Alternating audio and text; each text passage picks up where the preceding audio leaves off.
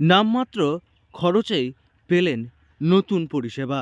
সাহস দেখিয়ে হলেন প্রথম উপভোক্তা।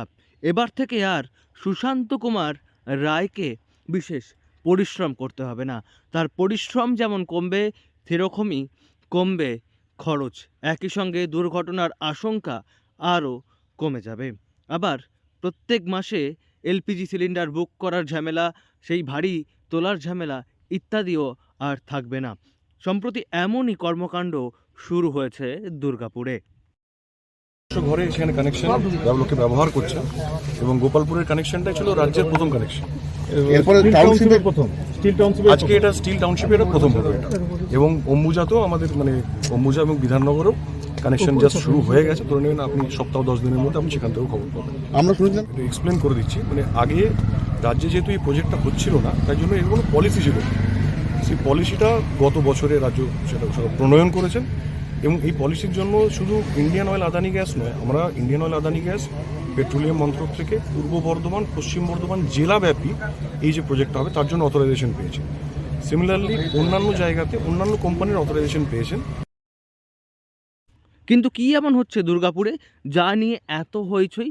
আসলে দুর্গাপুরে শুরু হয়েছে পাইপড গ্যাস কানেকশন দেওয়ার কাজ, যা এনপিজি অর্থাৎ ন্যাচারাল পাইপ গ্যাস কানেকশন, যা ইন্ডিয়ান অয়েল এবং আদানি গ্যাস সংস্থার উদ্যোগে দেওয়া হচ্ছে, যার হাব তৈরি করা হয়েছে পশ্চিম বর্ধমানের পানাগড় এলাকায়। এবং দুর্গাপুরের সেল কোঅপারেটিভ এলাকায় সুশান্ত কুমার রায় তিনি প্রথম উপভোক্তা হিসেবে এই এনপিজি কানেকশন পেয়েছেন, এবং আগামী কয়েকদিনের মধ্যে দুর্গাপুরের আরও বিভিন্ন জায়গায় এই কানেকশন দেওয়া হবে বলে খবর।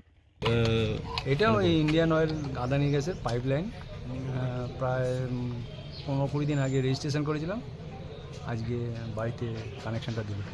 আচ্ছা, কতদিনের মধ্যে কানেকশন দিল রেজিস্ট্রেশন করার পর?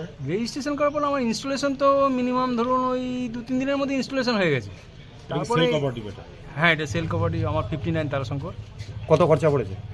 খরচা আমাদের সেরকমভাবে নেইনি, দেন কোনো খরচা নেই আর কি ইনস্টলেশনের জন্য। তবে কানেকশানের জন্য তো একটা খরচা দিতে হয়। ওদের 3টে স্কিম আছে, আমি মাঝের স্কিমটা নিই 2118, ওটা দিয়ে আমি স্কিমটা নিয়েছি।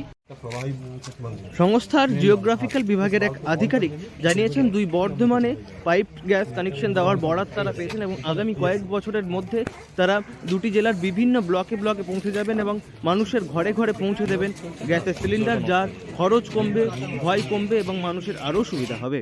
দুর্গাপুর থেকে নয়ন ঘোষের রিপোর্ট, লোকাল 18 বাংলা।